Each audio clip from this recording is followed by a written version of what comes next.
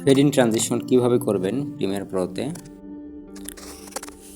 তো আমি প্রিমিয়ার প্রোর ভিতরে আছি, এখান থেকে আমি টাইপ টুল সিলেক্ট করে নিচ্ছি।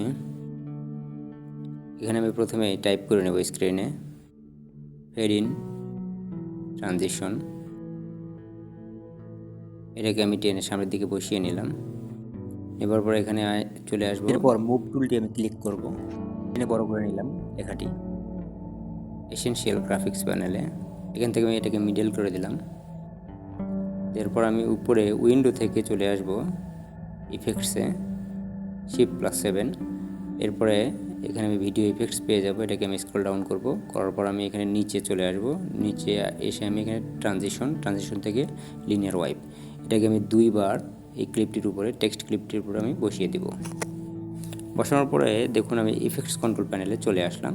এখানে দুইটা লিনিয়ার ওয়াইপ ওপেন হয়ে গেছে এবং ওয়াইপ অ্যাঙ্গেল -90° এবং ফেদার 750। এরপর আমি টগল কিটা অন করে দিলাম। এটা ট্রান্সফর্ম কমপ্লিশন, প্রথমে থাকবে 100%। এরপরে আমি এটাকে টেনে সামনের দিকে বসিয়ে নিচ্ছি ফ্রেম 4 থেকে 5 ফ্রেম। এরপর আমি এখানে এটাকে 0 করে দিলাম। এরপরে আমি দ্বিতীয় লিনিয়ার ওয়াইপে 90°, এরপরে 750° করে নিলাম এবং এখানে ট্রান্সফর্ম কমপ্লিশনের টগল ওয়াচটা আমি অন করে নিলাম।